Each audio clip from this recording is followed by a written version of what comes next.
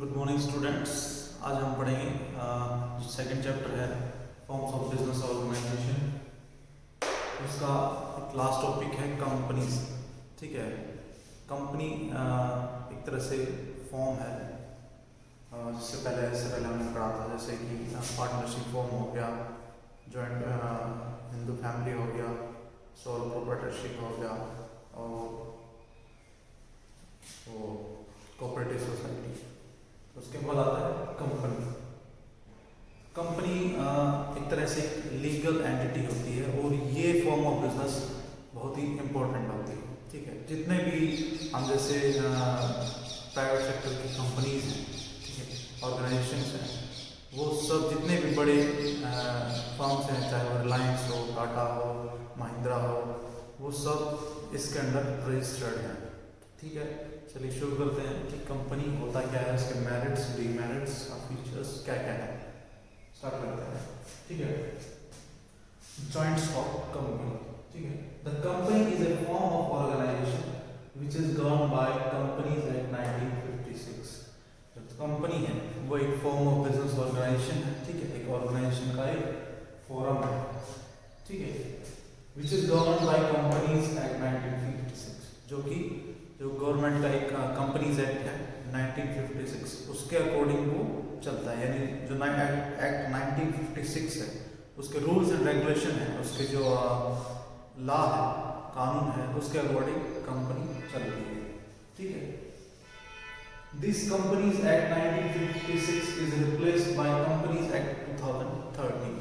जो companies act 1956 था उसको अब रिप्लेस कर दिया है किससे, जो कंपनीज एक्ट है 2013 के साथ। यानी जो कंपनीज एक्ट 1956 था उसमें कुछ एक पुराने रूल्स एंड रेगुलेशन थे, ठीक है, उसको रिफॉर्म किया, रिस्ट्रक्चर किया और उसको दूसरा नाम क्या दे दिया, नया कानून बना दिया, कंपनीज एक्ट 2013। तो अब जितनी भी कंपनियां हैं वो जो कंपनीज एक्ट 2013 है उसके अकॉर्डिंग चल रही है। ठीक है, ये सब एक्ट वगैरह आप जब आफ्टर +2 जाओगे तो एक मर्केंटाइल लॉ होता है, व्यवसायिक कानून, उसके अंदर पढ़ोगे सारे। ठीक है, उसके बाद आता है joint stock company is an association of person form for carrying out business activities. Joint stock company क्या है, एक एसोसिएशन ऑफ पर्सन है, यानी एक लोगों का समूह है। ठीक है, एसोसिएशन ऑफ पर्सन है which form for carrying out business activity. वो समूह बनाया जाता है किस लिए, to form out business activity. जितनी भी बिजनेस एक्टिविटीज हैं उनको करने के लिए जो ग्रुप बनाया जाता है, जो एसोसिएशन ऑफ पर्सन बनाई जाती है, वो कंपनी होती है। And has a legal entity, और इसकी एक लीगल एंटिटी होती है। ये अपने आप में ही, जैसे महिंद्रा एंड महिंद्रा है, टाटा है, ये इनकी इनका खुद का एक लीगल नेम है। जैसे कोई भी कंपनी है, टाटा ले लीजिए, तो अगर वो उसके अगेंस्ट आप केस करते हो, कोई कंप्लेंट करते हो, टाटा के खिलाफ करोगे, ना कि जो इसका चेयरमैन है या जो इसके बोर्ड ऑफ डायरेक्टर है या इसका जो भी मैनेजमेंट है या कोई सीईओ है, ठीक है, या कोई एमडी है, उसके अगेंस्ट करोगे नहीं। जो टाटा है उसके अगेंस्ट आप उसका केस करोगे। जैसे कि मेरा नाम मनीष है, अगर मैं केस फाइल करता हूँ तो वहाँ पे नाम होगा Manish versus Tata private limited. ठीक है, तो ऐसे ही कंपनी है वो एक लीगल एंटिटी होती है, सेपरेट फ्रॉम इट्स मेंबर, जो इसके मेंबर से अलग होती है। Thus it is an artificial person having separate legal existence. दस इसलिए जो ये जो कंपनी है वो क्या है, आर्टिफिशियल पर्सन है। ठीक है, हैविंग सेपरेट लीगल एग्जिस्टेंस, और इसकी क्या है, सेपरेट लीगल एग्जिस्टेंस। ये अपने आप में खुद एक अलग सा कानून है इसका। Perpetual succession and common speed, जिसकी क्या है, परपेचुअल सक्सेशन का मतलब है जो कंटिन्यू चलती रहती है, चाहे कुछ भी हो जाए वो कंटिन्यू चलता है, चाहे इसके बोर्ड ऑफ डायरेक्टर मर जाए, चाहे इसका सीईओ मर जाए, कोई भी मर जाए, दिवाली हो जाए, किसी हो जाए, लेकिन ये कंपनी चलती रहेगी। ठीक है, एंड एक कॉमन सील, और इसकी एक कॉमन सील होती है, कॉमन एक मोहर होती है। जैसे कि पहले राजा महाराजाओं की बात नहीं होती थी कि अगर कोई भी ऑर्डर पास करना हो तो राजा की मोहर लगा दी उसके ऊपर और वो फिर चलता है हर जगह, यानी वो ऑर्डर बन जाता है। ठीक है, तो ऐसे ही हर कंपनी की एक कॉमन सील होती है, चाहे उसकी कितनी भी ब्रांचेज हो, वो सील एक ही होती है, यूनिक होती है। It is an artificial person, ठीक है, डेफिनेशन ले लेते हैं। It is an artificial person, एक आर्टिफिशियल पर्सन होता है, ठीक है, बिकॉज इट इज इनविजिबल। क्यों होता है? क्योंकि इनविजिबल, कंपनी को हम छू नहीं सकते, उसका नाम तो चल रहा है, टाटा का नाम तो चल रहा है, महिंद्रा का नाम तो चल रहा है, रिलायंस का नाम तो चल रहा है, लेकिन हम उसको छू नहीं सकते, ठीक है। इनविजिबल है, अदृश्य है, इनविजिबल है, अदृश्य है, इंटेंजिबल, नाम उसको छू नहीं सकते, and existing only in the eyes of law, और जो लॉ है, जो कंपनीज एक्ट है, उसके अकॉर्डिंग ही इसकी एग्जिस्टेंस है, ठीक है। तो ये था कंपनी के बारे में, इंश्योरेंस ऑफ कंपनी के बारे में। अब हम पढ़ते हैं इसके फीचर्स। फीचर्स क्या होते हैं कंपनी, यानी features of insurance of company. First है आर्टिफिशियल पर्सन, आर्टिफिशियल पर्सन, ठीक है। आर्टिफिशियल पर्सन क्या होती है कंपनी को, हम एक आर्टिफिशियल पर्सन कैसे कह सकते हैं? हम पढ़ते हैं, a company does not have a physical body, एक कंपनी है उसका कोई फिजिकली कोई भी बॉडी नहीं होता है, ठीक है, यानी कोई शरीर नहीं होता है, like a natural human being, जैसे कि एक ह्यूमन बीइंग का होता है, यानी कि इंसान का होता है। It is an artificial person created by law, यह एक कृत्रिम व्यक्ति है जो कि कानून के द्वारा बनाया गया है, यानी अकॉर्डिंग टू कंपनीज एक्ट 2013 के अकॉर्डिंग बनाया गया है। It is an artificial person created by law, its operations are performed by the elected representatives of member. Its operation, जो कंपनी के जो काम है उनको कौन करता है? जो बोर्ड ऑफ डायरेक्टर्स होते हैं, ठीक है, एमडीज होते हैं, या फिर जो भी इसके शेयर होल्डर्स होते हैं कंपनी के, उनके द्वारा कोई एक व्यक्ति विशेष को इलेक्ट करके, चुनाव करके जो बनाया जाता है, वही इसका सारा काम देखता है, ठीक है। नोन एज डायरेक्टर, जिसको हम क्या कहते हैं? डायरेक्टर कहते हैं। All the business is run in the name of company, यदि जो बिजनेस जितना भी चलता है वो कंपनी के नाम में ही चलता है, ठीक है। अब आता है सेकंड, सेपरेट लीगल एग्जिस्टेंस, यानी सेपरेट लीगल एग्जिस्टेंस। एक company has a separate legal entity, जो कंपनी है वो उसका जो शेयर होल्डर्स है, उसके जो इन्वेस्टर्स हैं, उसके अलावा इसकी एंटिटी होती है, यानी चाहे अगर कंपनी दिवालिया हो जाए, चाहे उसका आग लग जाए, कुछ भी हो जाए, तो जो लायबिलिटी है वो कंपनी की जो एसेट्स हैं उसको सेल करके ही रिकवर की जाएगी, ना कि जो ओनर है, डायरेक्टर है, ठीक है, उनकी जो प्रॉपर्टी है उसको सेल करके उनका डेब्ट्स पे किया जाएगा। तो एक company has a separate legal entity, जो कंपनी है वो एक सेपरेट लीगल एंटिटी है, ठीक है। एक company can carry on business on it's own name, जो कंपनी है वो अपने नाम से ही सारा बिजनेस चलाती है। It can buy and sell assets in its own name, और जो ये कंपनी है वो अपने, जैसे टाटा है, वो अपने नाम से ही कोई भी सामान खरीदती है और कोई भी एसेट्स खरीदती है। It can enter into contract with outsiders in its own name, ये जो आउटसाइडर्स हैं उनके साथ कॉन्ट्रैक्ट कर सकती है अपने नाम के through. The company and its members are separate individuals, जो कंपनी है और जो इसके मेंबर्स हैं वो सेपरेट हैं एक दूसरे से, उनका कोई रिलेशन नहीं होता है, ठीक है। नेक्स्ट आता है रजिस्ट्रेशन। जो कंपनीज एक्ट है, जो कंपनी है वो उसका रजिस्ट्रेशन कंपलसरी होता है, जैसे कि हमने पढ़ा था कि भाई जॉइंट हिंदू फैमिली बिजनेस आप रजिस्टर कराओ नहीं कराओ, ठीक है, सोल प्रोप्राइटरशिप में मैंडेटरी नहीं था, ठीक है, पार्टनरशिप में मैंडेटरी नहीं था, ठीक है, लेकिन कोऑपरेटिव सोसाइटी में रजिस्ट्रेशन होता था, मैंडेटरी था। इसमें भी जो रजिस्ट्रेशन है वो मैंडेटरी है, ठीक है। तो it is a legal compulsory for a company to get itself registered under the companies act, ठीक है। इट इज़ लीगली कंपल्सरी, यह कानूनी रूप से कंपल्सरी है कि जो कंपनी है वो उसको अपने आप को रजिस्टर कराना होगा under companies act, companies act के अंडर।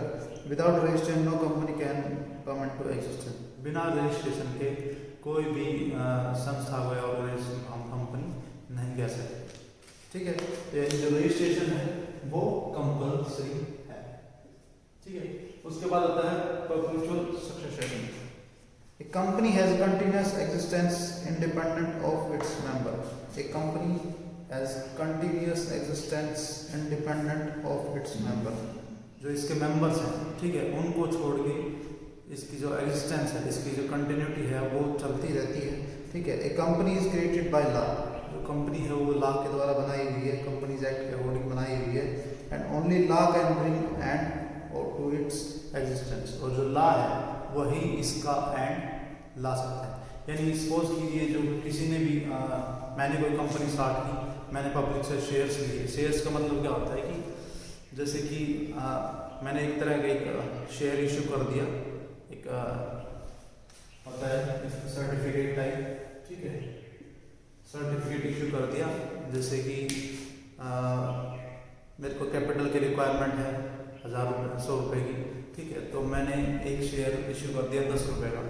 ठीक है, तो वो शेयर मैं इशू करूँगा पब्लिक में, तो जो भी खरीदेगा उस शेयर को तो वो 10 रुपये मुझको देगा। यानी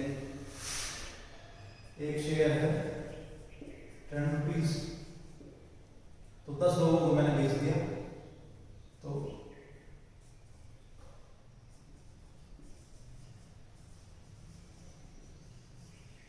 ये कैपिटल बन गई किसके लिए, बिजनेस के लिए।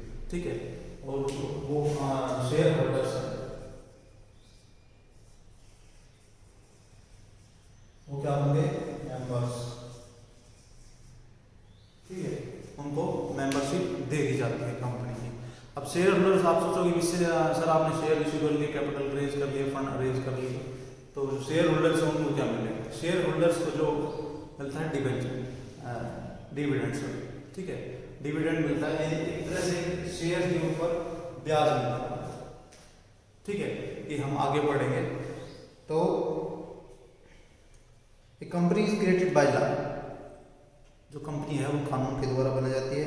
And only law can bring an end to its existence, और जो लॉ है उसके वो ही इसको एंड पे, यानी इसको बंद कर सकता है या फिर इसकी एग्जिस्टेंस को स्टॉप कर सकता है। The death, insolvency or incapacity of any member does not affect the existence of company. The death, यानी जैसे मैंने बताया कि मैंने जो कंपनी स्टार्ट की थी, तो सपोज कीजिए मेरी डेथ हो जाती है। ठीक है, तो जो शेयर होल्डर्स, ठीक है, वो इस कंपनी को रन करेंगे।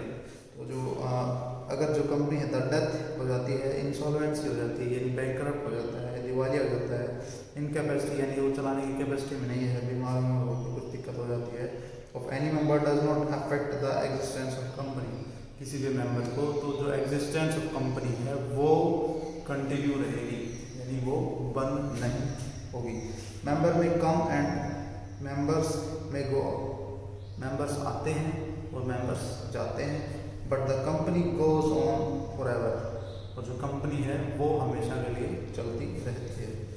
तो परपेचुअल सक्सेशन यानी कंटिन्यू चलती रहती है, चाहे वो जो उसका मेंबर है, जो भी जिसने भी कंपनी को स्टार्ट किया वो मर जाए, तो जो शेयर होल्डर्स हैं वो उस कंपनी को रन करते हैं। ठीक है, नेक्स्ट है कॉमन सील। कॉमन सील बताया कि एक कॉमन सील होती है हर, being an artificial person the company can not sign. Artificial person है तो इसलिए जो कंपनी है वो साइन नहीं कर सकती। Therefore there is need for common seal, इसलिए एक कॉमन सील की जरूरत होती है with its name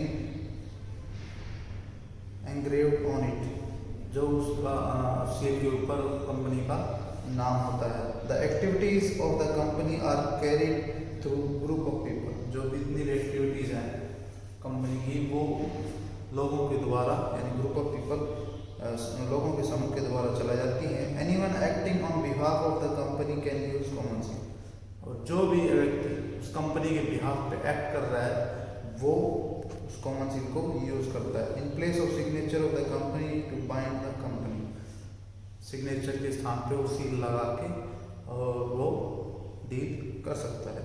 any document which does not bear the common seal of the company is not binding on the company, कोई भी डॉक्यूमेंट जिसपे company की सील नहीं है तो वो बाइंड नहीं करता कि ये कंपनी ने ये काम किया है। ठीक है, तो सील जरूरी है। ठीक है, ट्रांसफरेबिलिटी ऑफ शेयर्स, शेयर्स है उनकी transferability. The capital of company is divided into share, मैंने बताया था जो कैपिटल वो शेयर्स के रूप में डिवाइड की हुई है। The capital of the company is divided into shares. The shares of the company are freely transferable by its members.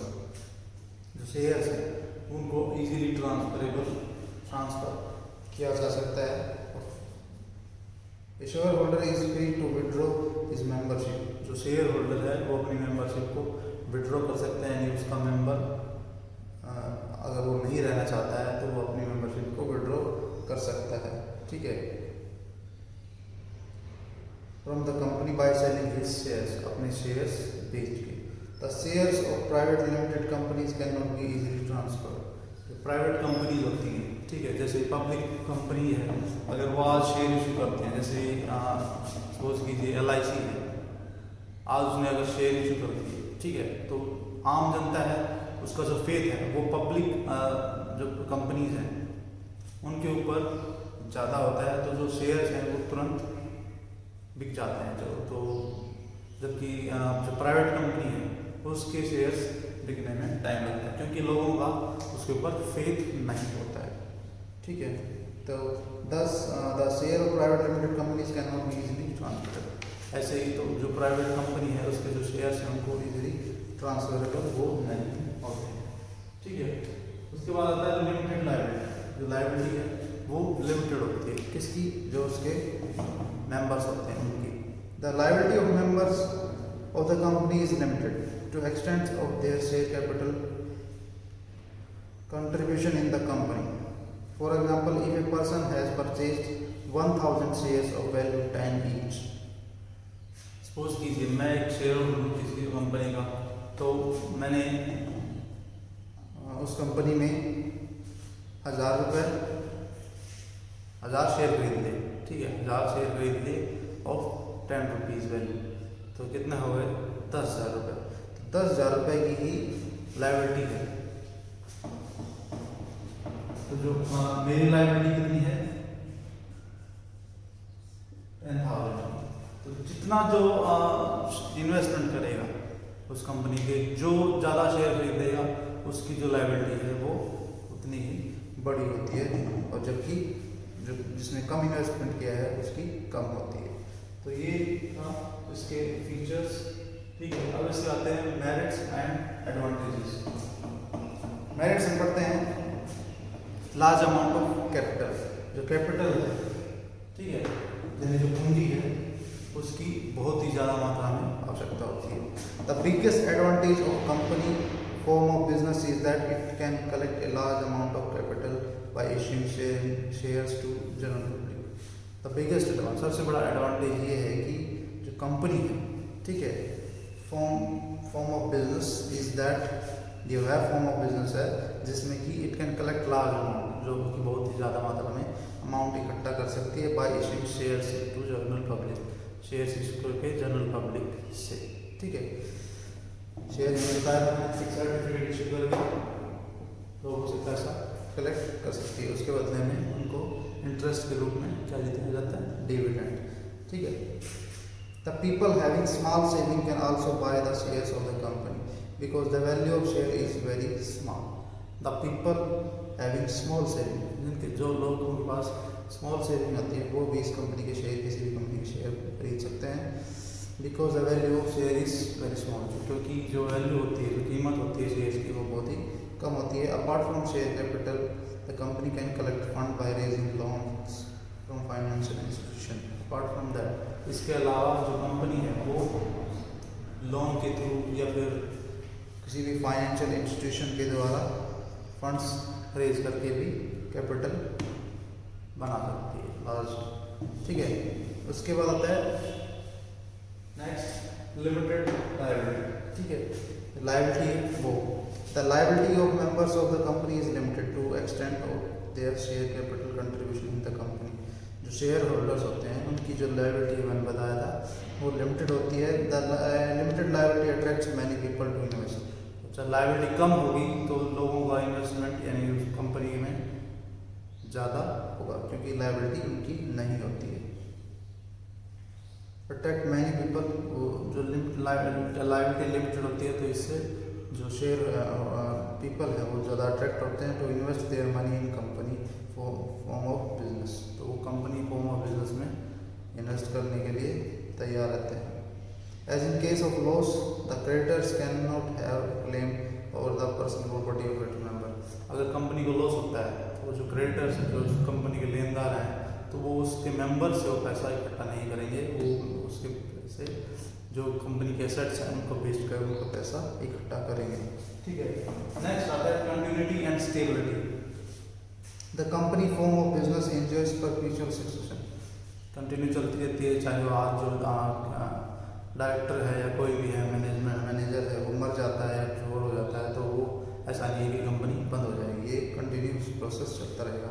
It has separate existence, it is found by law. ठीक है, ये कानून के द्वारा बनाई गई है, इसलिए इसकी जो एग्जिस्टेंस है वो सेपरेट है। ठीक है, legal procedure for binding up only, और जिसका अगर हम किसी भी कंपनी को अगर हम बंद करना चाहते हैं तो उसका भी लीगल प्रोसीजर है। ऐसा नहीं है कि भाई आपने कंपनी रजिस्ट्रेशन करवाई, उसको स्टार्ट किया, फिर आप उसको बंद कर दोगे ऑटोमेटिकली, नहीं, ऐसे ऑटोमेटिकली बंद नहीं होगी, उसका भी एक अलग से प्रोसीजर है, उसके अंडर आपको इसको वाइंड अप करवाना पड़ेगा, वो हम आगे पढ़ेंगे। ठीक है, 7 तक चैप्टर है कंपनी का पूरा उसके अंदर। ठीक है, उसके बाद आता है efficient management. Company form of business has huge funds at its disposal. ठीक है, जो कंपनी है उसके पास बहुत से ज़्यादा फंड्स होते हैं खर्च करने के लिए। It can easily afford hire professional expert perform managers. जो कंपनी है वो हायर प्रोफेशनल स्किल्स वाले, यानी जितने भी प्रोफेशनल बंदे होते हैं, जैसे जिन्होंने MBA किया है, ठीक है, CA किया है, LLB किया है, या अदर जो हेल्पफुल होते हैं उनको वो हायर करते हैं, जो एक्सपर्ट्स होते हैं, क्योंकि जो कंपनी है उसके पास फंड्स की कमी नहीं होती है, वो शेयर इशू करके फंड्स अरेंज कर सकते हैं। तो जो प्रोफेशनल मैनेजर हैं, CEO हैं, वो बहुत ही एक्सपेंसिव रखते हैं ताकि जो अच्छे डिसीजन इम्प्लीमेंट हो सके और अच्छा आउटकम निकल सके। ठीक है, the expert and specialist people improve the efficiency and working of the company. और जो एक्सपर्ट्स होते हैं और जो स्पेशलिस्ट होते हैं वो इम्प्रूव करते हैं किसमें, efficiency and working of the company की एफिशिएंसी में और जो वर्किंग है उसके अंदर। ठीक है, उसके बाद आता है growth and expansion. In company form of business there is more scope of growth. जो कंपनी फॉर्म ऑफ बिजनेस है उसके अंदर जो ग्रोथ है वो बहुत ही ज़्यादा है, एंड एक्सपांशन, ग्रोथ और एक्सपांशन का भी, यानी उसको बढ़ावा भी। The company has large financial resources. जो कंपनी है उसके पास बहुत सारे बहुत ही ज़्यादा मात्रा में फाइनेंशियल रिसोर्सेज होते हैं, and the rate of profit is also high, और जो रेट ऑफ प्रॉफिट है वो भी बहुत ऊंचा होता है। They can easily use large amount of accrued and retained profit for expansion and growth. उस प्रॉफिट जो इंटरेस्ट आया है, ठीक है, प्रॉफिट का, उसको कहीं और इन्वेस्ट कर सकते हैं उसकी ग्रोथ में और उसको बढ़ावा देना। ठीक है, उसके बाद आता है इजी ट्रांसफरेबिलिटी ऑफ शेयर। ठीक है, जो शेयर्स हैं उसको इजीली ट्रांसफरेबल किया जा सकता है, मैंने बताया था यहाँ पे। ठीक है, उसके बाद आता है सोशल रिस्पॉन्सिबिलिटी। सोशल रिस्पॉन्सिबिलिटीज़ क्या क्या होती हैं? Large companies generally perform social responsibilities by contributing a large fund और for welfare activities such as establishing school, colleges, hospital, training centres etcetera. जो बहुत बड़ी कंपनीज होती हैं, ठीक है, जैसे टाटा, रिलायंस, महिंद्रा एंड महिंद्रा, इनकी कुछ एक सोशल रिस्पॉन्सिबिलिटीज होती हैं। तो कंट्रीब्यूटिंग लार्ज फंड, लार्ज बहुत सारा फंड है वो कंट्रीब्यूट करती हैं फॉर वेलफेयर एक्टिविटीज़, यानी वेलफेयर एक्टिविटीज़ में एज बाय एस्टेब्लिशिंग स्कूल्स, जैसे कि वो स्कूल बनाते हैं, कॉलेज बनाते हैं, हॉस्पिटल, ट्रेनिंग सेंटर्स एक्सेट्रा। इस तरह की जो चीज़ें होती हैं इंफ्रास्ट्रक्चर डेवलपमेंट में वो हेल्प करते हैं, तो कंट्रीब्यूट करते हैं। तो इस तरह की इनकी सोशल रिस्पॉन्सिबिलिटी होती है। इसके बाद आता है demerit and disadvantages of company.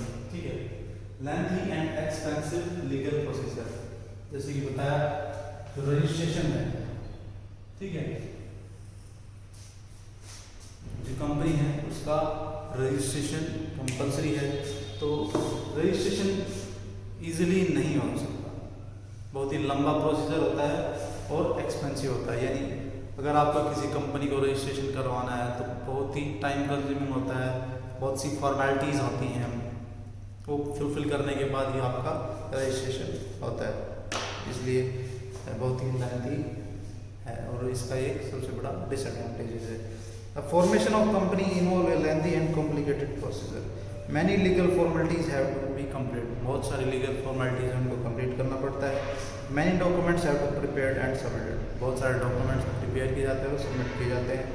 Various permission have to be obtained, और बहुत सारी परमिशंस लोकल अथॉरिटीज़ की लेनी पड़ती है, जैसे कि परमिशन इन द सेंस कि जैसे अगर आपको सीमा विलेज में लगाना है तो आपको सरपंच से परमिशन लेना पड़ेगा, नार्मल में लगाना है तो नगर निगम से परमिशन आपको लेनी पड़ेगी, यानी NOC बोलते हैं जिसको, नो ऑब्जेक्शन सर्टिफिकेट, ठीक है।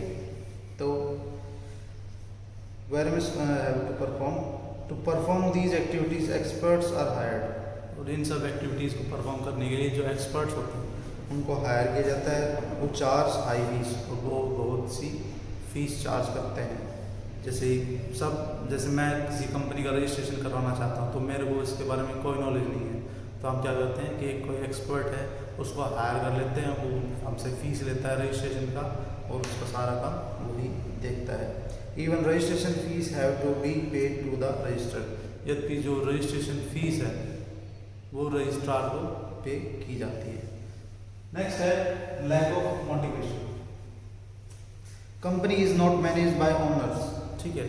जो कंपनी है वो किसी एक व्यक्ति विशेष द्वारा या ओनर के द्वारा मैनेज नहीं की जाती, it is manage by the professional managers, ये एक प्रोफेशनल मैनेजर्स होते हैं, ठीक है, जो कि आज उस कंपनी में है, आज उस कंपनी में है, जो भी मतलब प्रोफेशनल होते हैं, ठीक है, जिन्होंने MBA किया हुआ है वो ही इसको मैनेज करते हैं। These company managers get salary, और जो ये मैनेजर्स होते हैं वो सैलरी लेते हैं फॉर देयर सर्विसेज, अपनी सर्विसेज के लिए। So there is no direct relationship between the efforts and rewards, तो डायरेक्टली कोई भी रिलेशन नहीं होता जो वो एफर्ट्स लगाए और जो उसको प्रोत्साहित करे। यानी सपोज कीजिए मैं ही ले लेता हूँ अपने ऊपर एक एग्जाम्पल, मैं किसी कंपनी का प्रोफेशनल मैनेजर हूँ, ठीक है, और मेरे को अच्छी खासी सैलरी मिल रही है, तो मैं ज़्यादा रिस्क नहीं लेता टू मेकिंग सम एफर्ट्स और सम डिसीजन मेकिंग में या फिर कुछ, क्योंकि मेरे को अपनी सैलरी मिल रही है। तो लैक ऑफ मोटिवेशन, यानी जो मैनेजर है, ठीक है, वो मोटिवेट नहीं होता क्योंकि उसको अपना सैलरी मिलता रहता है, क्योंकि वो मोटिवेट इसलिए नहीं होता, अगर वो कोई प्रॉफिट अगर कंपनी को ज़्यादा हो रहा है तो वो किस में बढ़ना है, शेयर होल्डर्स में, ठीक है, तो वो ज़्यादा मेहनत नहीं करते हैं, ठीक है, for their services. The increase in companies profit will not increase the income of manager, जो प्रॉफिट अगर इंक्रीज होता है कंपनी का तो मैनेजर है उसकी इनकम है वो इंक्रीज नहीं होती है, there is a lack of motivation, इसलिए जो मैनेजर्स हैं वो मोटिवेट नहीं होते कि वो अच्छा आउटकम दे, ठीक है। नेक्स्ट है डिले इन डिसीजन, ठीक है, डिले इन डिसीजन कैसे होता है? In company organisation all the important decisions are taken in the board meeting, ठीक है, जो बोर्ड मीटिंग होती हैं, यानी जिसको जितने भी मेंबर्स होते हैं उसके अंदर सभी को इनवाइट किया जाता है मीटिंग के अंदर, और उनकी मीटिंग के दौरान डिसीजन लिए जाते हैं कि भाई ये चीज़ें इम्प्लीमेंट करनी है या नहीं करने हैं, ये रूल्स एंड रेगुलेशन इम्प्लीमेंट करने हैं या नहीं करने हैं, हमें नया प्रोडक्ट लॉन्च करना है या नहीं करना है, हमें अपने जो शेयर्स हैं वो इशू करने हैं या नहीं करने हैं, वो सब जो बोर्ड ऑफ डायरेक्टर्स की मीटिंग होती है, ठीक है, उसके अंदर ली जाती है, ठीक है। In company organisation all important decision are taken in the board meeting, जो जितने भी इम्पोर्टेंट डिसीजन होते हैं वो बोर्ड की जब मीटिंग होती है उसमें लिए जाते हैं, are taken in the board meeting और आफ्टर कंसल्टिंग वेरियस पर्सन, और बहुत से लोगों के साथ कंसल्ट करने के बाद लिए जाते हैं। And once decisions are taken, जब एक बार डिसीजन ले लिया जाता है, these have to be communicated to everyone, तो वो डिसीजन हर व्यक्ति के साथ कम्युनिकेट किया जाता है, जितने शेयर होल्डर होते हैं उनसे उनको बताया जाता है, which is again A lengthy process, जो कि दोबारा से एक बहुत ही लंबा प्रोसीजर होता है। मान लीजिए कि किसी कंपनी के 1000 शेयर होल्डर्स ठीक है। तो क्या ये पॉसिबल है इजीली कि भाई आप तुरंत डिसीज़न ले सकते हैं, क्योंकि उन 1000 लोगों को वो डिसीज़न के बारे में एज ए रिटर्न उनको बताना पड़ता है, उनके सिग्नेचर्स लेने पड़ते हैं कि हाँ आप लोग जो कर रहे हैं वो सही हैं, उसके बाद ही वो डिसीज़न इम्प्लीमेंट होता है। तो इसलिए जो डिले डिसीजन में क्या होता है, डिले हो जाती है, देरी हो जाती है, ठीक है। उसके बाद आता है लैक ऑफ सीक्रेसी।